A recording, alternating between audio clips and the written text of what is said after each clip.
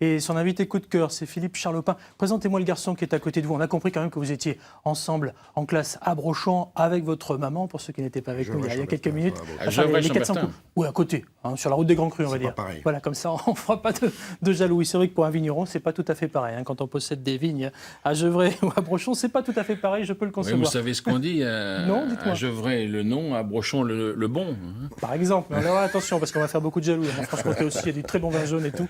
Je reviens à ma première question. La rencontre s'est fait comment, là, au départ? C'est à l'école, hein, on se connaît tout petit. Après, on a eu des affinités pour animer la classe. Et puis après, le basket, le sport. Et puis, on s'est retrouvés, je dirais, naturellement, quand on est devenu professionnel, chacun dans notre domaine. Lui est viticulteur star de Gevrey.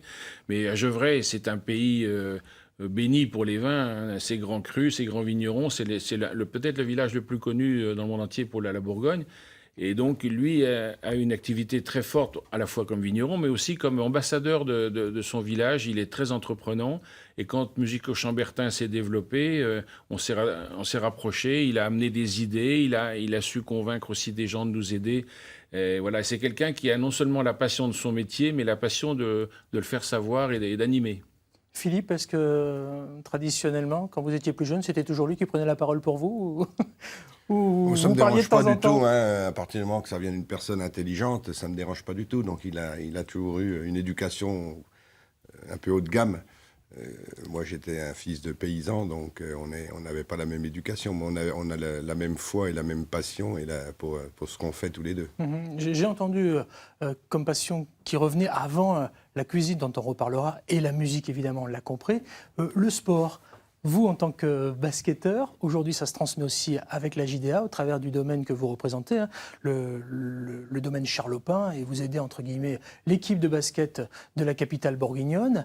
Et puis vous, le football. Moi, j'ai découvert ça totalement par hasard. Racontez-moi, Philippe, comment il joue au foot, Thierry. Oui, parce qu'il y avait un petit terrain en dessous de la maison de ses parents, qu'il a reprise maintenant. Il y avait un petit terrain de foot, et quand on ne jouait pas au basket, on jouait au foot. Parce que Thierry était beaucoup plus doué au foot qu'au basket, d'ailleurs, malgré sa taille. Mais j'étais quand même pas très doué au foot, hein, parce que quand j'étais jeune, je voulais faire océanographe. Mon premier métier, le choix vraiment de plaisir, c'était ça. Après, je voulais faire footballeur. Et après, je voulais faire musicien. C'était ça l'ordre. Alors, océanographe, il fallait être très bon à l'école en maths et en physique. C'était impossible. Donc, je me suis retourné sur foot. Et pour le foot, il fallait être bon. Il fallait courir vite, ce qui n'était pas mon cas. Donc, j'ai fait musique par défaut. Enfin, avec quand même un certain Maurice André, pour ceux qui connaissent la trompette, c'est masterclass, comme on dit. C'est lui qui a été votre papa de trompette, en plus de votre papa paternel. J'ai eu la chance d'avoir mon père qui était non seulement un père formidable, mais aussi un professeur de trompette formidable. Il m'a présenté à Maurice André. Je suis entré dans sa classe à 16 ans, donc très jeune. Et là, ma vie a changé du jour au lendemain, parce qu'il m'a montré les choses puissance 10. Et c'est lui qui m'a donné vraiment cette passion de faire une carrière de trompettiste, de concertiste et de vivre de ma trompette. C'était pas forcément d'ailleurs une idée que j'avais au début, mais lui m'a ouvert les yeux d'une façon extraordinaire, par sa personnalité, par son talent, et puis ce qu'il représentait à l'époque. C'était un dieu vivant, hein. En 1975, un prix au Conservatoire national de musique. Et puis là, c'est le déclic, vous partez avec la trompette, vous faites le tour du monde, c'est ça? Oui, les concours Orchestre de Lyon. J'ai passé 4 ans à l'Orchestre de Lyon, 4 ans à l'Opéra de Paris. Et après, des concerts, des tournées dans le monde entier, avec le Quintet Arban ou en solo. Et puis avec mes amis après, Cazalet, Becquet, les Cuivres français. Caratini, Beitelman, enfin tous les projets, William Scheller et Galliano, avec les gens avec qui j'ai eu des rencontres. Et comme je le disais tout à l'heure, j'ai eu la chance de rencontrer les musiciens dont je rêvais de la rencontre, parce qu'ils m'ont fait vibrer, musicalement. Ouais. Philippe Charlopin, vous entendez Thierry parler, on se dit, ok, le sport, mais je reviens à la musique, une de vos passions communes. Vous aimez les cuivres particulièrement. C'est Thierry qui vous a fait aimer le cuivre ou c'est comme ça? Oui, bien sûr, Maurice André aussi, hein. Et notre métier de vigneron, qui est un métier hyper passionnant, et effectivement, il faut avoir des déclics dans sa vie. On en a parlé dernièrement avec Henri Jaillet, qui a été un de mes déclics, et on a parlé longuement de lui il n'y a pas longtemps pour des raisons que vous savez. Et moi, j'ai eu une carrière un peu comme Thierry, c'est-à-dire que j'étais pas du tout passionné par la vigne, pour des raisons que mes parents, je voulais être prof de gym. mes parents avaient très peu de vignes et je voulais être prof de gym parce que j'étais sportif. Sauf que comme j'étais mauvais à l'école, j'ai pas pu réussir. Donc j'ai dit je vais faire vigneron par défaut. Enfin, c'est Et quand au même, départ j'ai fait viticulteur, c'est-à-dire j'ai cultivé la vigne et après je suis devenu vigneron. enfin, c'est plus un défaut quand on a 25 hectares répartis sur la côte de Nuit, la côte de Bonne et Chablis. C'est loin d'être un défaut. Ça hein, s'est je bien m'accorderai, arrangé. Ça s'est bien arrangé quand même.